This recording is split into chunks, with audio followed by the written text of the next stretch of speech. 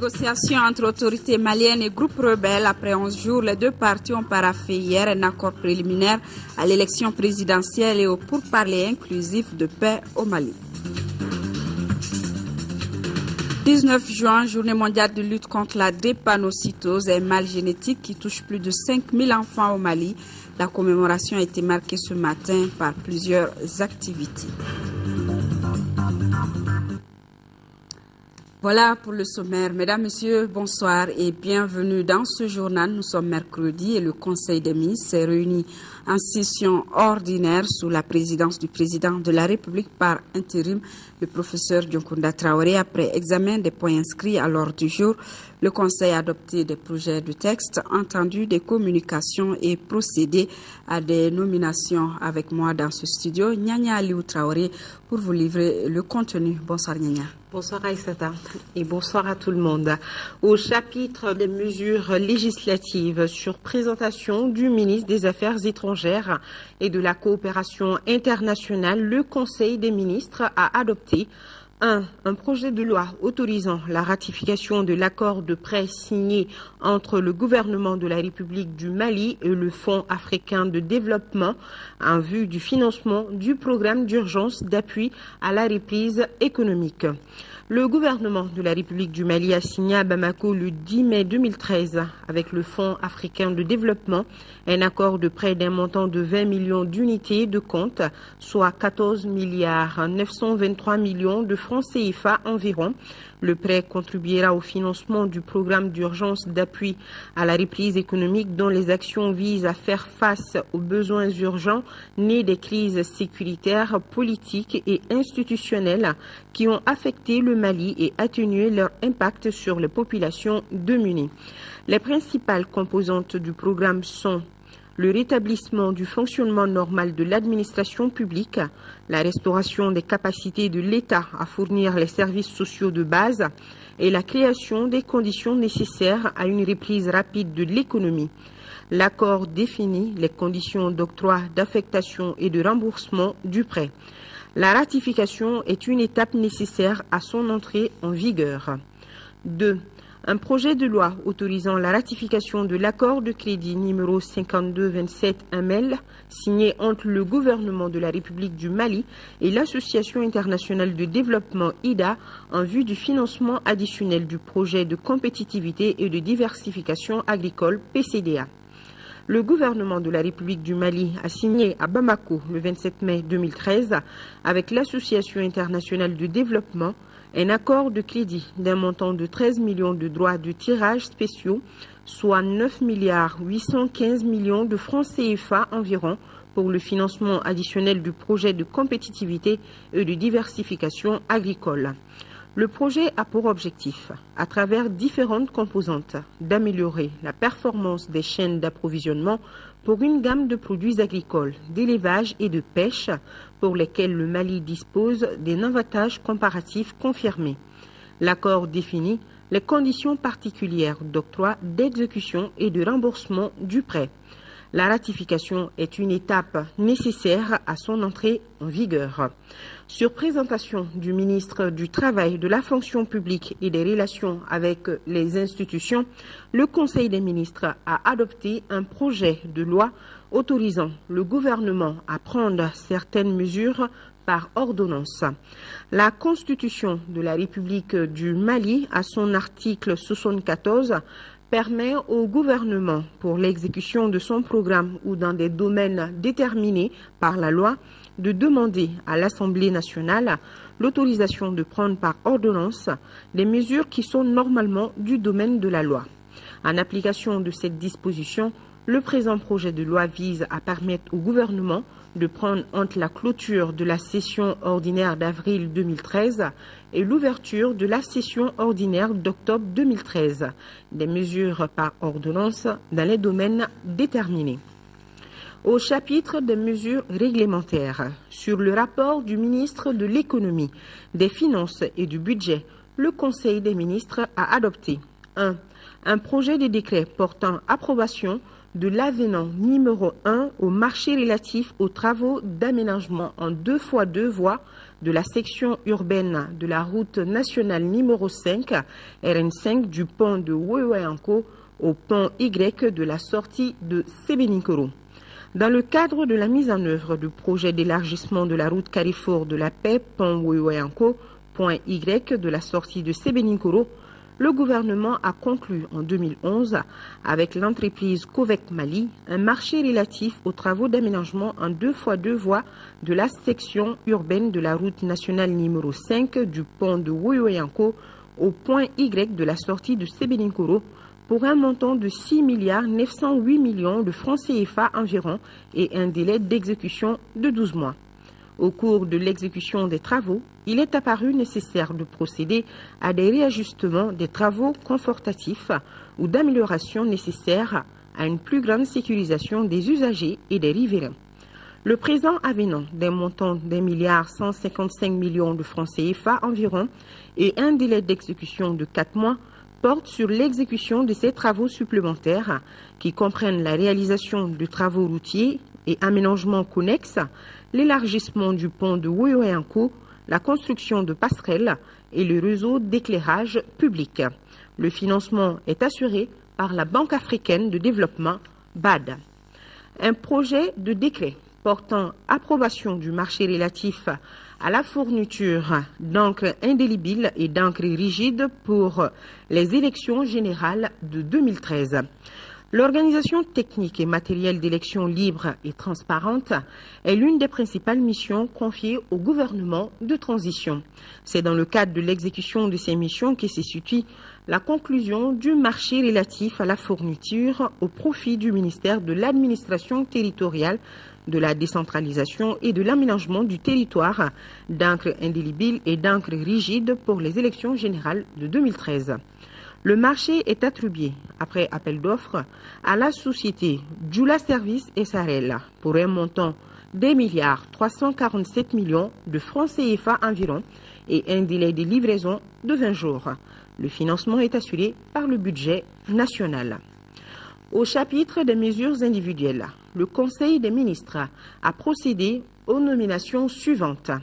Au titre du ministère des Affaires étrangères et de la coopération internationale, inspecteur en chef à l'inspection des services diplomatiques et consulaires, Lamine Keïta, inspecteur des services économiques.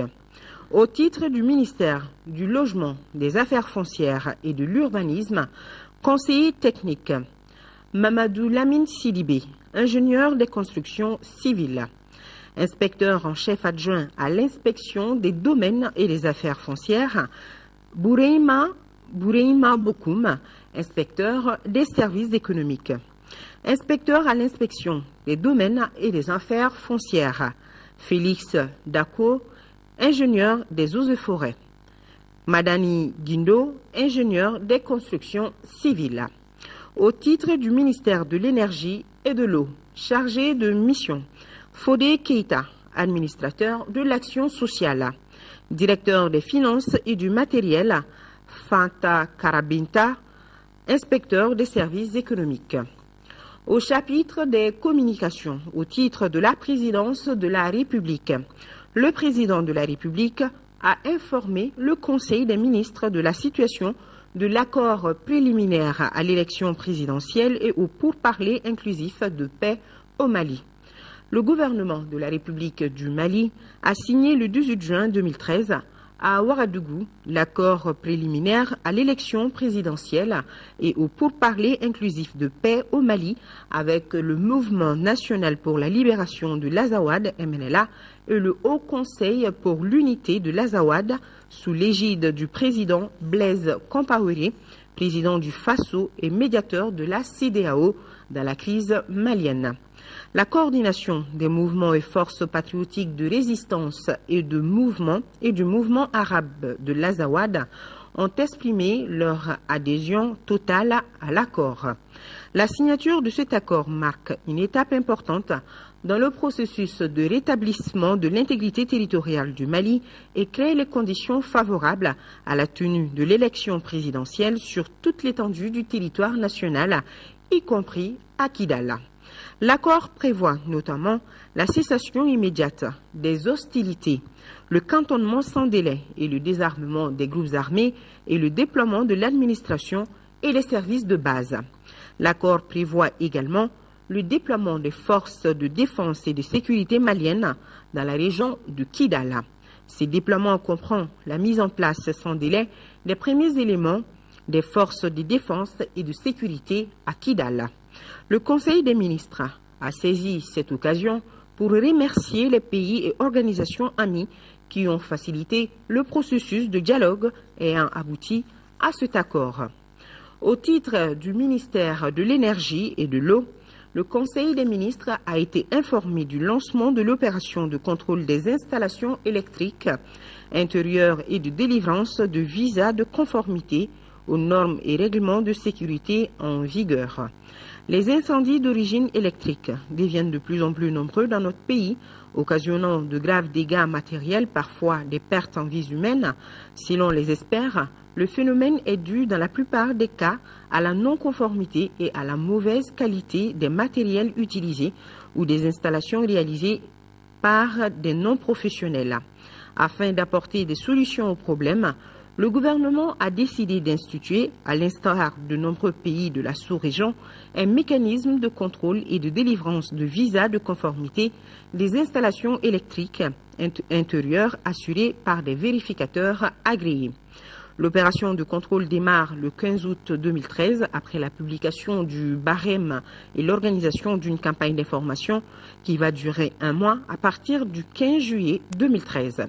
La campagne sera menée par les acteurs de la Direction nationale de l'énergie et des MSA, l'Association des vérificateurs agréés pour le contrôle des installations électriques intérieures et l'ASCOMA. Voilà, Issata, ce qu'on pouvait retenir de ce conseil. Assez long, oui. Merci, Nyanya. Et bonne suite de journée. Il faut rester un peu avec nous. Vous le savez depuis hier, le gouvernement malien et les groupes armés rebelles sont parvenus donc à un accord préliminaire. C'est un prélude à l'élection présidentielle et au dialogue inclusif au Mali. Le document exige le cantonnement et le désarmement des rebelles. Il demande aussi le redéploiement immédiat de l'armée à Kidal. La coordination des mouvements et forces patriotiques de résistance et le mouvement arabe de l'Azawad ont fait une déclaration commune d'adhésion à cet accord préliminaire. Le reportage complet de nos envoyés spéciaux Ibrahima Traoré et Tchédje Kamara. Les négociations entre le gouvernement et l'ensemble des groupes armés du Nord accouchent enfin d'un accord préliminaire au processus de paix au Mali. Le document est signé à la présidence de la République burkinabé par les différentes parties, le médiateur de la CEDEAO et les partenaires internationaux. Le texte exige l'intégrité territoriale, la souveraineté ainsi que la forme laïque et républicaine du Mali. Le document prévoit aussi le redéploiement immédiat des forces armées et de sécurité à Kidal. Cet accord intérimaire ouvre ainsi un dialogue inclusif entre tous les Maliens. On respecte l'intégrité territoriale du Mali, on respecte la forme républicaine, on respecte le caractère laïque de l'État, on respecte maintenant ce qui se joue, ça se joue à l'intérieur du Mali. Et c'est entre Maliens et le débat est inclusif, tout le monde est là-dedans et tout le monde décidera du sort du Mali. Légalement, nous sommes inclus dans le processus. C'est-à-dire que le fait pour nous d'avoir fait une déclaration d'adhésion, dans les conditions prévues par cet accord, nous sommes dans le système. Nous le devons certainement à la volonté de notre gouvernement, mais je le dis, et surtout à la volonté opiniâtre du ministre Keblé Dramé, qui s'est réellement battu pour que ces négociations soient inclusives. Ceux qui avaient hier contesté le Mali acceptent de rentrer dans les rangs du Mali pour que tous ensemble nous discutions de ce que nous devons faire pour reconstruire, rebâtir, redresser notre pays, pour relever notre pays. Bon, aujourd'hui, ils admettent qu'ils se sont trompés, qu'ils rentrent dans la République. En ce moment-là, la commission dialogue et réconciliation prendra le relais sans délai, j'en suis convaincu, pour créer les conditions de ce vaste dialogue intermalien qui devrait nous permettre d'avancer. Une commission technique mixte de sécurité a été mise en place pour conduire le processus sur le terrain. Elle est chargée de définir le mécanisme le plus rapide et le plus sécurisé du cantonnement et du désarmement des rebelles. La commission est composée d'officiers supérieurs maliens, de la MISMA, de la MINUSMA, de l'opération Serval et des représentants des groupes armés. La première réunion de cette commission s'est justement tenue aussitôt pour accélérer le processus sur le terrain. Au nom du président de la République du Mali, son Excellence Diongouna Traoré et de l'ensemble du gouvernement du Mali, je réitère ici la ferme volonté et l'engagement des autorités de mon pays à œuvrer inlassablement pour restaurer et instaurer un climat de paix et d'entente entre tous les fils du pays. L'accord que nous venons de signer sera, je n'en doute nullement, un tremplin vers un Mali nouveau qui sera bâti sur les valeurs de démocratie, de bonne gouvernance, de justice et de solidarité. Je forme le vœu que l'esprit de fraternité, le sens élevé de l'intérêt national, la culture de dialogue qui ont animé l'ensemble des délégations au cours de nos concertations continuent d'inspirer le peuple frère du Mali afin que la voie d'espérance ouverte aujourd'hui conduise rapidement le Mali vers un avenir meilleur. Un avenir meilleur qui passe par la justice. Sur demande du gouvernement, l'accord intérimaire prévoit la création d'une commission d'enquête internationale sur les crimes contre l'humanité et crimes de guerre commis dans le nord du Mali. Il a fallu 11 jours de négociations pour qu'un accord soit trouvé. Son application permettra donc le cessez-le-feu et l'organisation des élections sur tout le territoire. Sidiki Dambélé a parcouru les 12 pages de l'accord. Suivons ensemble son résumé. L'accord préliminaire à l'élection présidentielle et au pourparlers inclusif des paix au Mali qui vient d'être signé par le gouvernement et les groupes armés comporte 12 pages, 25 articles. Il a fallu 11 jours de négociations pour parvenir à cet accord, une étape importante pour la réconciliation nationale et la paix. Le document, on peut le scinder en deux. La première partie traite de la cessation des hostilités. Les deux parties s'engagent à déposer les armes pour permettre la tenue de l'élection sur toute l'étendue du territoire national. Le cessez-le-feu entrera en vigueur à compter de la date de signature de l'accord, c'est-à-dire depuis hier mardi après-midi. Quant au désarmement des groupes armés, il est accepté par tous. La première étape est le cantonnement des éléments des groupes armés. Ce désarmement sera finalisé après la signature de l'accord global et définitif de paix dans le cadre du processus de désarmement, de démobilisation et de réinsertion. Il est prévu qu'une commission mixte comprenant 4 membres de l'armée et 4 autres des groupes du Nord se mette immédiatement au travail pour définir les conditions et les calendriers d'un retour de l'armée et de l'administration de la signature de l'accord. Pour y arriver, les Nations Unies, l'armée française et la MINUSMA sont également représentés dans cette commission. Leur rôle, encadrer les processus sécuritaires qui s'engagent pour éviter toute reprise des hostilités. Dans la deuxième partie de l'accord qui sera applicable 60 jours après l'élection présidentielle, le nouveau chef de l'État devra organiser des pourparlers plus consistants, notamment pour définir les statuts administratifs de l'Azawad et les stratégies de développement de la zone. Pour garantir le suivi et le respect de son application, les Nations Unies, l'Union africaine et l'Union européenne sont signataires de l'accord. Point de friction, le gouvernement s'opposait à ce que le mot Azawad, terme utilisé par les autonomistes Touareg pour désigner la région du Nord Mali, ne figure pas dans l'accord. Il n'a pas eu gain de cause. La délégation Touareg du MNLA et du ACUA qui réclamait que les poursuites judiciaires contre certains de ses membres soient suspendues n'a pas de son côté obtenu satisfaction. Et maintenant, il faut aller vite car le premier tour de l'élection présidentielle est toujours prévu le 28 juillet prochain. Audience à la présidence, le professeur Diongouna Traoré a reçu le premier ministre mauritanien Moulay Ould Mohamed Lagdaf. Il était porteur des messages du président mauritanien. Le premier ministre mauritanien, qui n'a pas voulu dévoiler le contenu du message à notre équipe de reportage, a toutefois fait savoir que la Mauritanie est aux côtés du Mali pour l'aider à sortir de la crise actuelle. Moulay Ould Mohamed Lagdaf est au micro de Modibo Mariko. Je suis venu porteur d'un message de son Excellence le Président Ahmed El Abdelaziz à son frère, le Président Traoré. Le message porte sur les relations bilatérales entre nos deux pays, des pays frères que partageons énormément de choses, la géographie, l'histoire, le passé, le présent et le futur. Ce message porte essentiellement sur ce que la Mauritanie peut apporter à la sécurité au Mali, qui est notre sécurité, parce que nous voyons que ce qui touche à la sécurité du Mali touche la Mauritanie et touche d'ailleurs tous les Sahel. Donc la Mauritanie peut apporter tout ce qu'elle puisse apporter compte tenu de ses moyens pour la sécurité du Mali, pour son intégrité et pour la réconciliation. Tout ça, l'essentiel pour nous, c'est que notre zone sorte de la situation dont on se trouve ici, dans l'insécurité. Et pour ça, les deux pays doivent collaborer parce qu'ils ont un destin commun. Et c'est ce destin commun que le président m'a dit de transmettre à son Excellence le président Traoré. La Mauritanie est avec le Mali pour son unité, pour sa sécurité qui est la nôtre et pour la réconciliation nationale. Nous saluons, nous encourageons toute démarche pour la réconciliation et l'accord signé hier, c'est un bon signe pour une réconciliation entre tous les enfants du Mali. Et hier, le président de la République par intérim, Dioncounda Traoré, avait reçu en audience une délégation de l'Association malienne pour l'unité et le progrès de l'islam AMUPI, conduite par son président. Ses membres en ont profité pour remettre 1 million de francs CFA comme effort de guerre à l'armée nationale. Le président de la République par intérim, Dioncounda Traoré, a apprécié ce geste patriotique et remercié en retour l'AMUPI pour ce geste citoyen.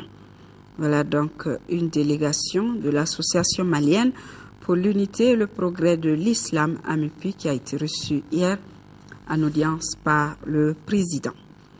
Et nous poursuivons avec ce message de félicitations du président de la République à son Excellence, M. Hassan Rouhani, président de la République islamique d'Iran.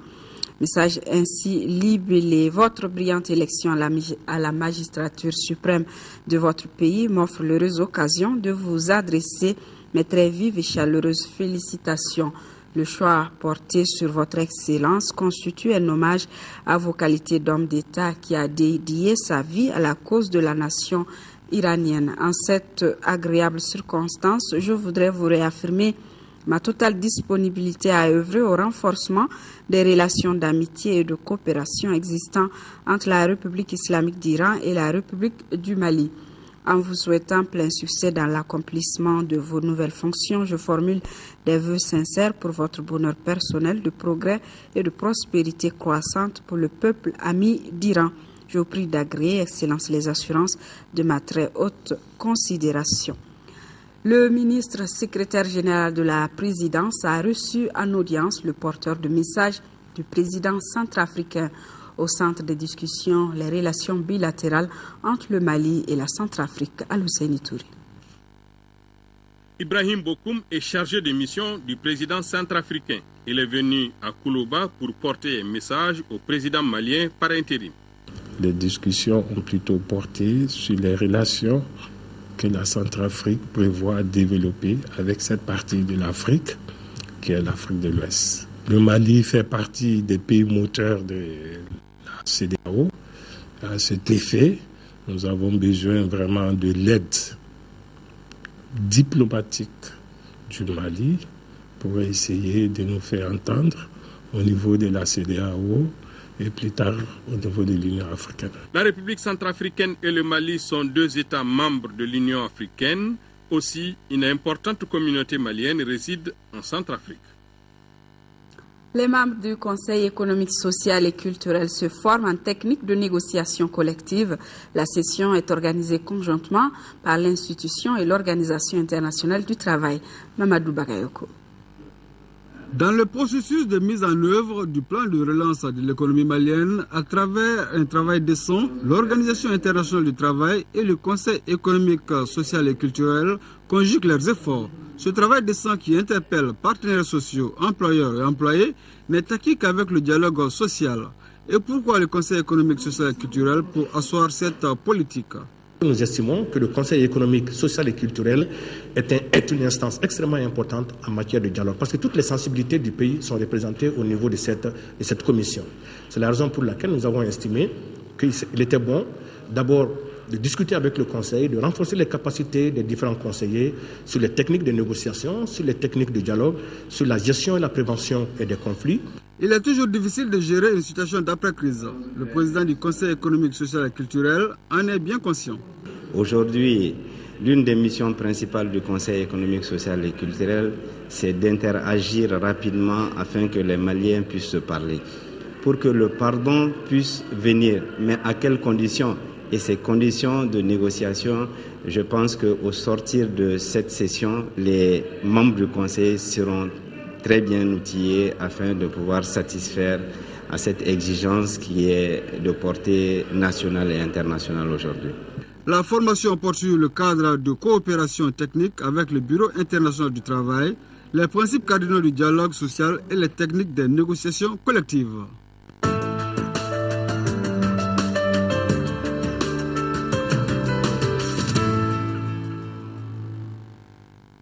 Élection présidentielle de juillet prochain, les mandataires et délégués du parti ADEMA étaient en atelier pendant 2 jours.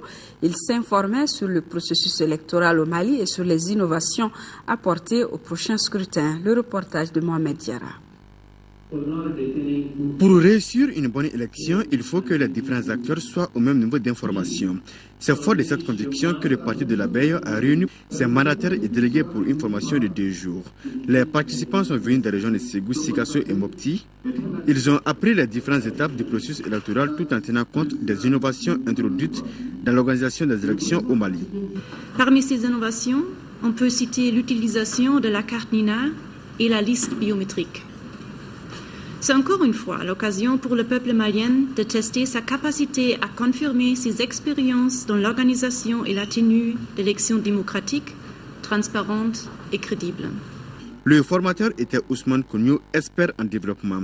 Les participants ont appris à élaborer une stratégie électorale, rédiger un rapport de déroulement du vote et présenter la loi électorale.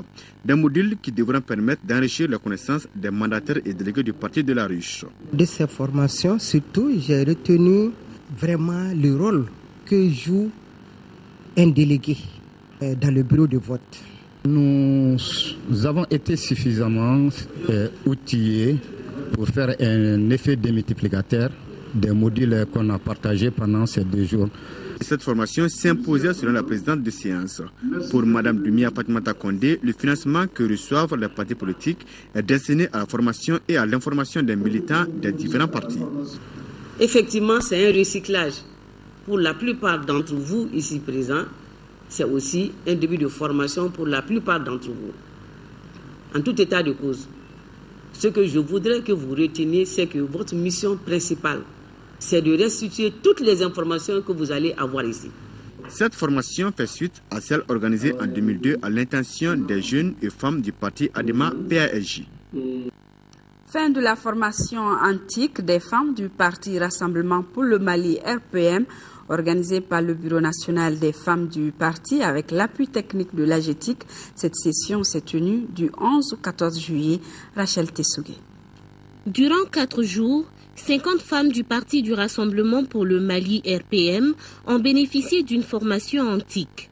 www.rpmamousso.ml, c'est le nouveau site mis à leur disposition pour une meilleure connaissance du parti et pour faciliter les échanges d'idées. Les objectifs, c'est de mettre toutes les femmes au point, que les femmes soient à même de pouvoir utiliser les nouvelles technologies sans problème. Les modules, c'est les Windows, MS Windows, pour montrer aux participantes ce que c'est qu'un système d'exploitation qui nous permet de travailler avec un ordinateur. Ensuite, Word pour pouvoir saisir des textes, des messages au cas où ils doivent envoyer et surtout Internet. La vice-présidente du bureau politique national du RPM a félicité les participantes pour leur assiduité lors de cette formation. Elle les encourage à toujours utiliser l'outil informatique qui est un instrument indispensable pour la promotion et l'épanouissement des femmes. Je remercie les participantes. Donc, de temps en temps, allez devant les machines, quelque part, quand vous avez l'occasion, ou même ici, vous pouvez saisir certaines occasions pour venir vous former et vous perfectionner. La clôture de cet atelier de formation antique s'est achevée par la remise des attestations aux participantes. Déficit de communication entre les politiques et les citoyens, un forum d'échange entre les deux parties vient d'être initié par la National Democratic Institute, NDI. Le forum regroupe une centaine de participants et bénéficie de l'appui financier de l'USAID. Pour plus de détails, écoutons le directeur résident du NDI au Mali, Dr Badehima. Il est au micro de Bourama Traoré. Il y a eu deux leçons majeures tirées de la crise politique et institutionnelle. C'est d'abord le besoin de communication entre les politiques et les citoyens. La deuxième leçon tirée, c'est la nécessité, l'absolue nécessité pour la gouvernance politique de coller au plus près des préoccupations majeures des citoyens. Nous sommes dans la perspective de l'organisation de l'élection présidentielle 2013. Il est absolument important que les partis politiques renforcent leurs projets de société et leur programme de gouvernance de demain en communiquant avec les citoyens, en prenant le pouls des préoccupations les plus essentielles des citoyens. Le débat va porter sur deux thématiques majeures, l'accès aux services sociaux de base et la question globale de la citoyenneté.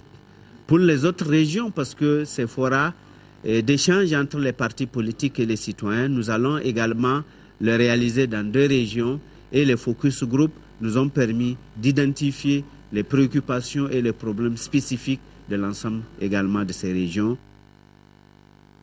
Le ministre de l'Agriculture en visite en 4e région a rencontré les responsables des services déconcentrés.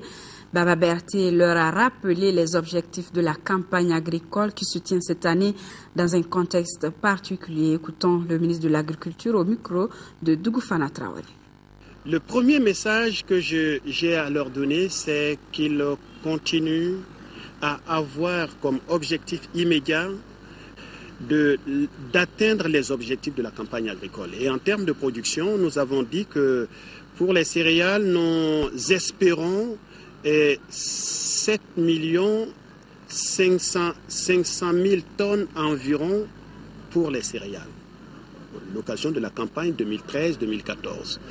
S'agissant de la production cotonnière, je le rappelle aussi, notre objectif, nous allons aborder la campagne électorale. Le deuxième message, c'est d'éviter de mettre les services publics, de transformer les services publics en instruments de campagne politique. Ce serait dommage. Tous les partis sont les mêmes. Tous les candidats sont les mêmes. Et donc l'État doit être à égale distance de l'ensemble des candidats. Si c'est compris, je pense que nous aurons un double avantage. Le premier avantage, c'est que les agents restent dans la légalité. Le deuxième avantage, c'est de crédibiliser les services publics et de les mettre à l'abri des contingences politiques. «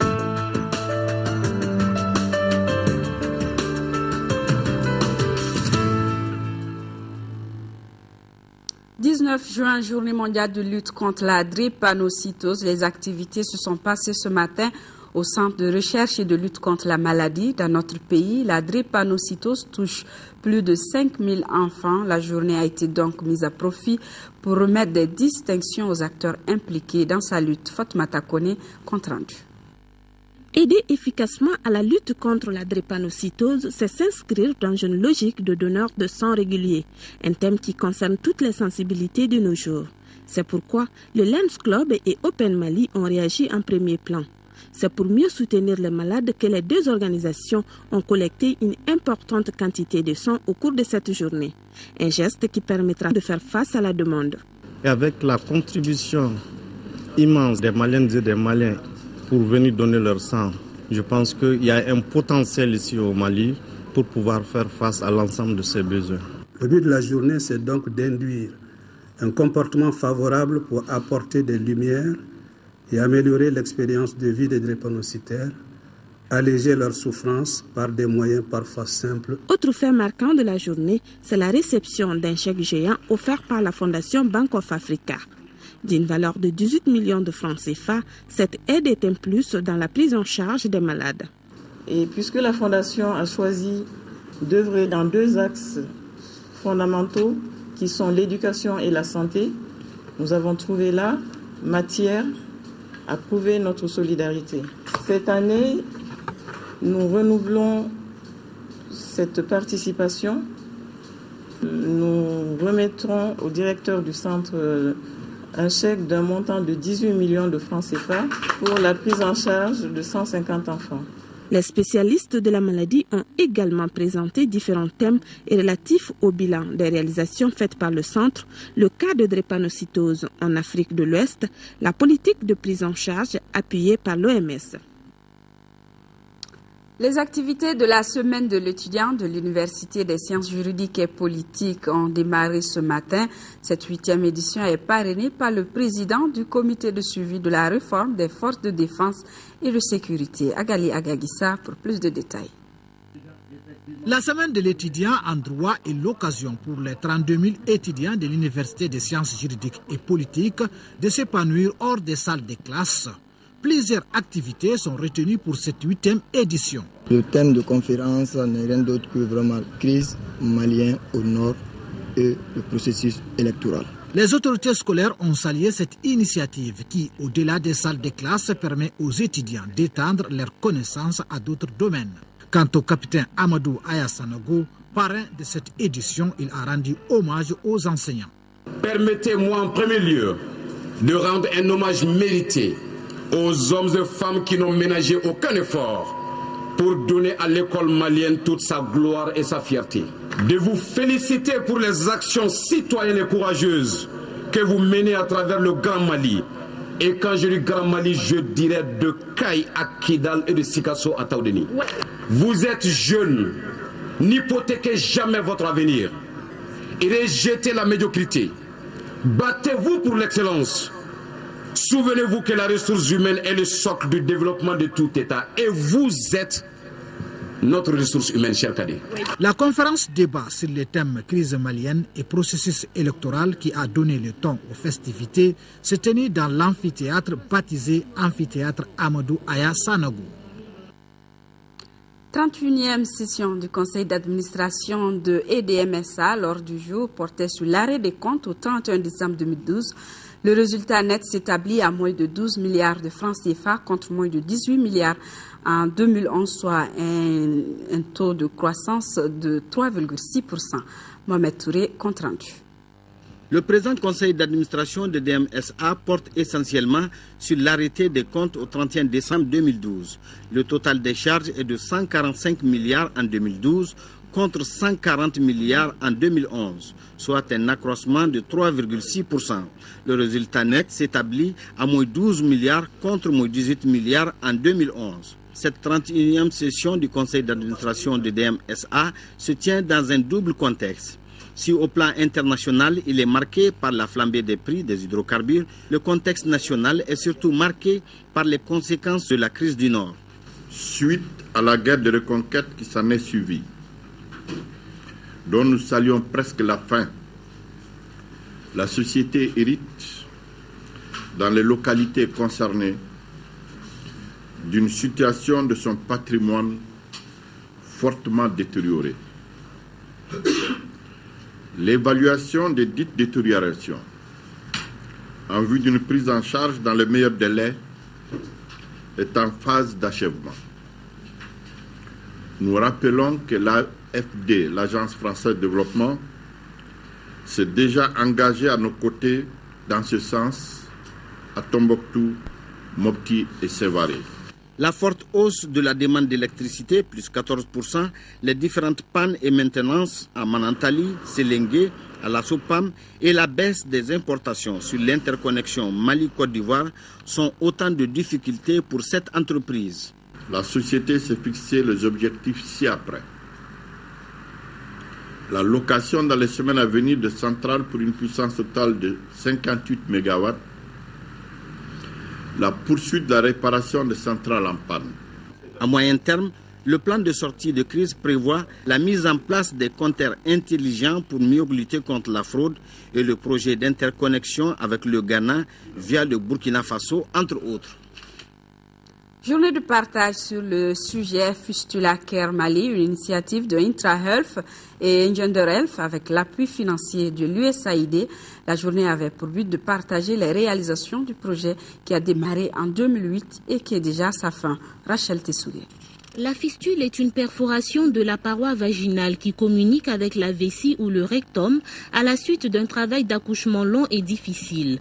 Au Mali, on estime que le nombre de femmes courant le risque d'une fistule est de 1804 par an. Pour faire face à ce drame, IntraHealth et l'USAID ont initié en 2008 le projet Fistula Care qui est à son terme.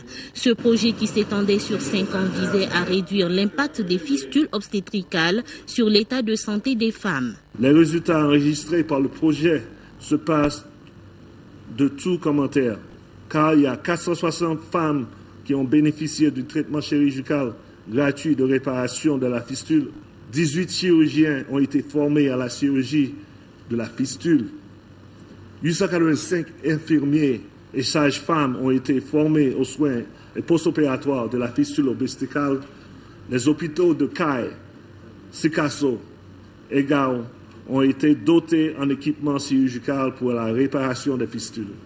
Selon les experts en la matière, la fistule peut être complètement éradiquée au Mali. Avec des ressources appropriées, des connaissances suffisantes, un système de santé solide, la fistule peut être éradiquée. L'éradication de la fistule requiert des mesures préventives, un accès accru aux soins obstétricaux d'urgence et des actions pour prendre en charge le nombre de cas existants en attente de traitement.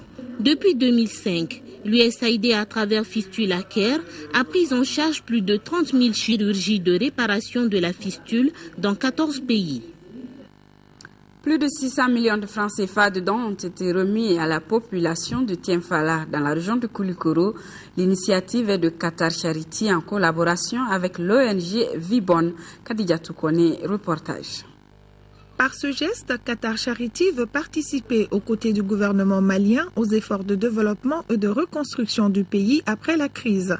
Qatar Charity, en partenariat avec l'ONG Vibon, a remis à la population de Tienfala dans la région de Koulikoro des mototaxis, des kits de pêche, des machines à coudre, un centre multifonctionnel, des logements sociaux, des forages, des centres de santé, des mosquées, etc. À partir de cette année 2013, en raison de la situation qu'a connue le Mali, le programme connaîtra une forte augmentation et va s'étendre à 2 nouvelles régions, la région de Sikasso et la région de Mopti. Parallèlement à ce programme et toujours en lien avec la situation que vit le pays, Qatar Charité est en train de préparer un programme spécial de contribution à la reconstruction des régions du Nord après leur entière libération. Le gouvernement du Mali a salué Qatar Charity pour tous ses efforts en faveur des couches nécessiteuses qui pourront ainsi satisfaire leurs besoins fondamentaux.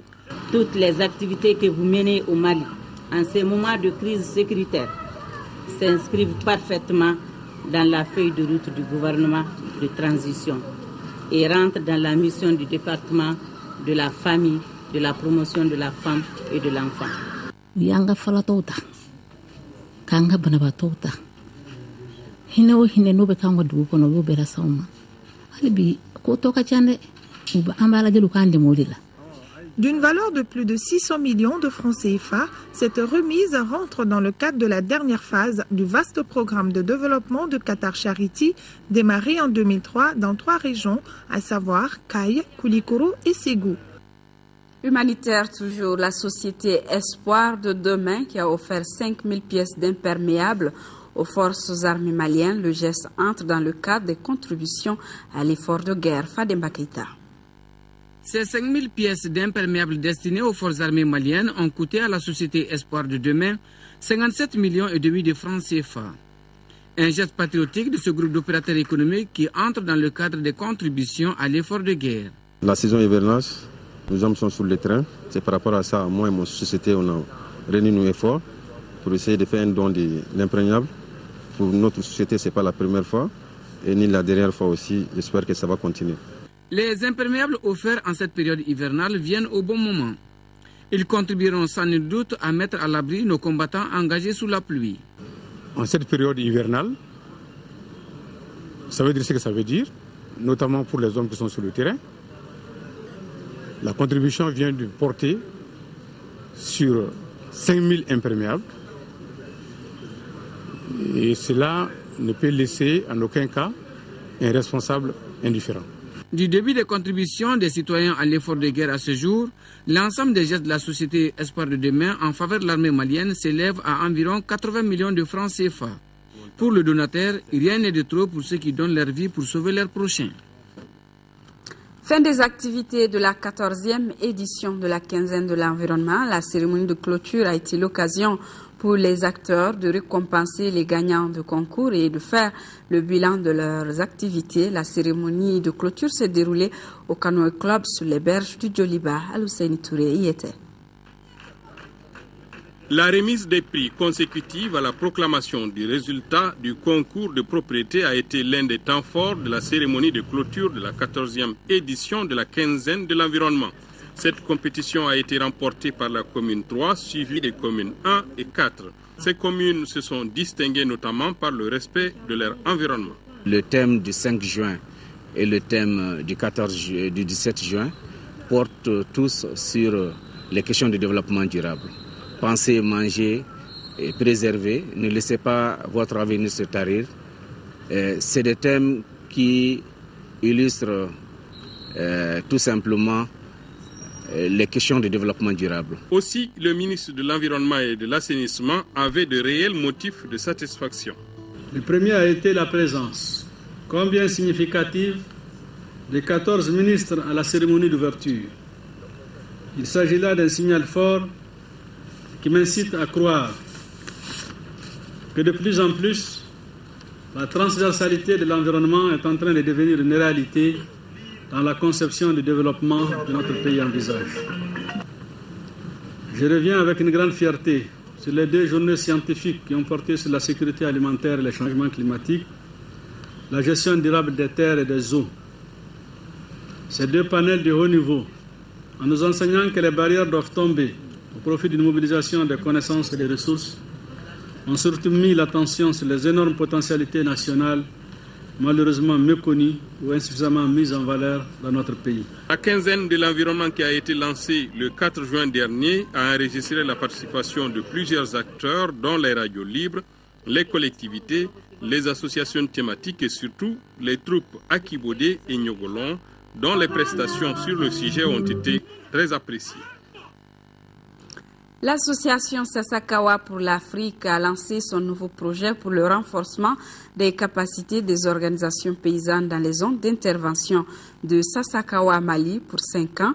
Il serait pour les bénéficiaires un moyen d'améliorer la sécurité alimentaire. Garibou Pérou, compte rendu.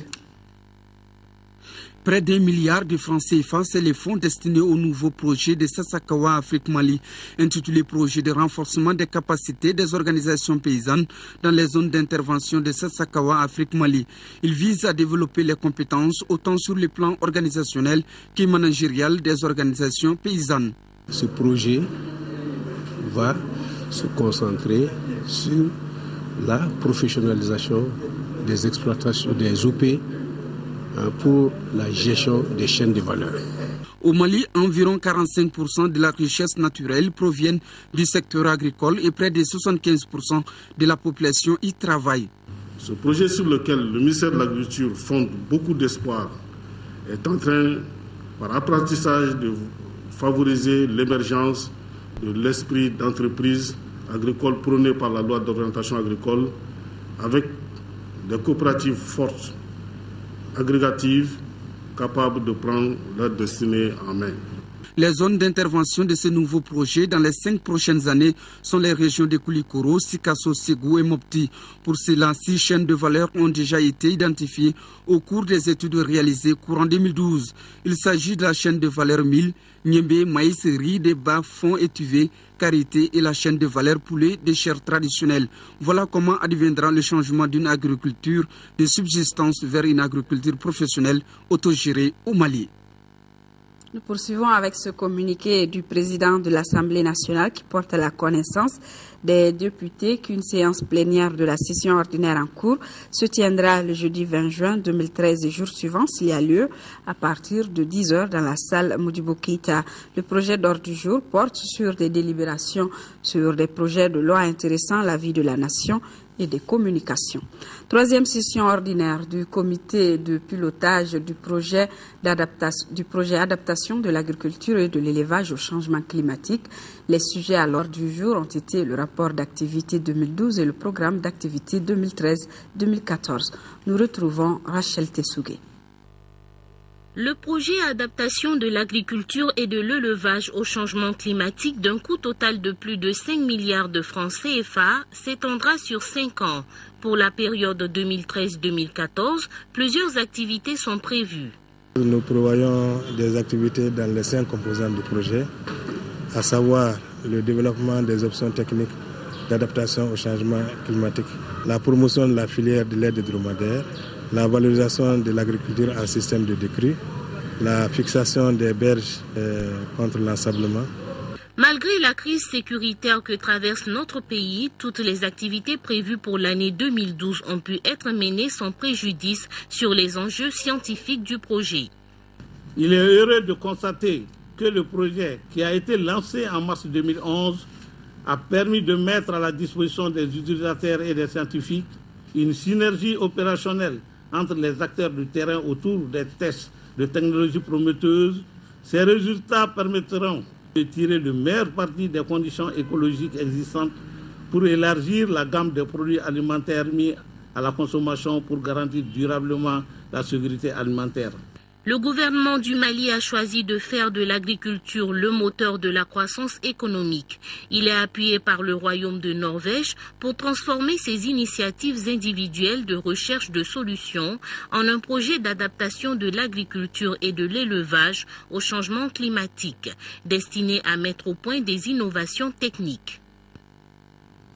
Et nous poursuivons donc avec les annonces. L'élection présidentielle 2013, les vrais enjeux, porte ce soir sur le thème de la multiplicité des partis politiques au Mali. Youssouf Touré et Boubacar Touré et leurs invités parleront essentiellement de l'impact du foisonnement des partis politiques et les conséquences sur la construction de la démocratie. Les vrais enjeux, c'est juste après cette édition qui s'achève. Merci de l'avoir suivi. Prochain rendez-vous de l'information demain 10h-13h avec Amadou Sankari. Je vous retrouve si tout va bien pour les éditions du soir après le match, bien sûr, mais avant le match à 18h. Bonsoir à tous.